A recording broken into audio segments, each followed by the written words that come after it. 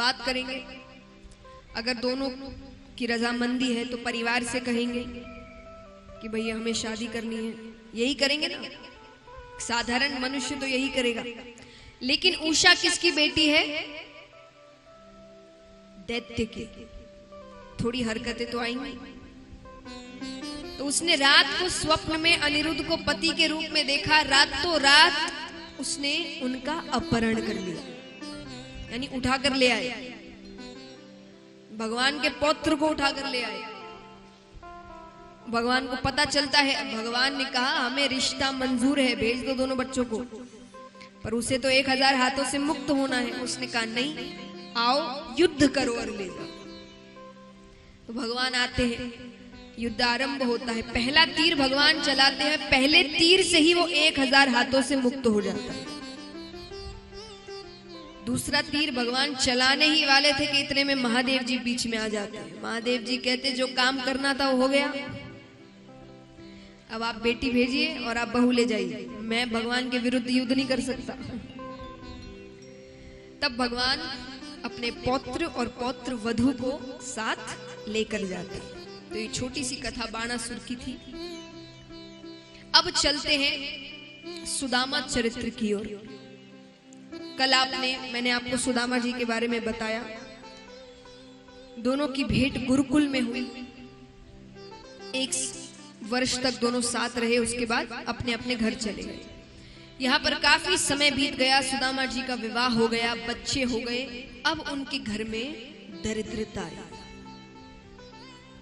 ऐसी गरीबी, घर में अन्न का दाना नहीं है। पत्नी ने कहा आपने एक बार मुझसे कहा था कि कृष्ण आपके मित्र हैं, आप उनके पास क्यों नहीं जाते, वो कुछ तो मदद करेंगे हमारी। सुदामा जी कहते मांगने तो मैं नहीं जाऊंगा, मैं इतने वर्षों से उससे मिलने नहीं गया, जानते हुए कि वो द्वारका में रहता है, और आज दिक्कत आई है तो मांगने चला जाऊंगा। मैंने स्वार्थ की मित्रता नहीं करी है। ठीक है, मांगने मत जाइए, मिलकर आइए। उनसे कुछ मत कहना हमारी स्थिति कैसी है, बस कहिए बहुत समय हो गया था, मैंने सोचा तुझसे मिल। ठीक है, अब क्योंकि जब स्थिति बतानी नहीं है तो भेंट स्वरूप भी तो कुछ ले जाना पड़ेगा, इतने समय बाद मिलने जा रहे हैं। विचार करिए, खुद के घर में अन्न का दाना नहीं है, लेकिन कैसे तैसे आस पड़ोस से मांग कर एक छोटी सी चावल की पोटली तैयार की। कहा ये उनको भेंट स्वरूप देना। सुदामा जी भगवान से मिलने जाते हैं।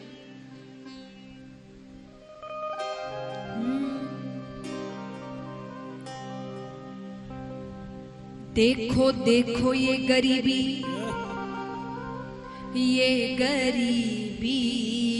कहा, शाम के दर पे विश्वास लेके आया हूं, मेरे बचपन का यार है मेरा शाम, यही सोच के एक आस लेके आया हूं। अरे द्वार पालो कन्हैया से कह दो, अरे द्वार पालो कन्हैया से कह दो कि दर पे सुदामा करीब आ गया है, दर पे सुदामा करीब आ गया है। भटकते भटकते न जाने कहां से, भटकते भटकते न जाने कहां से, तुम्हारे महल के करीब आ गया है, तुम्हारे महल के करीब आ गया है। अरे द्वार पालो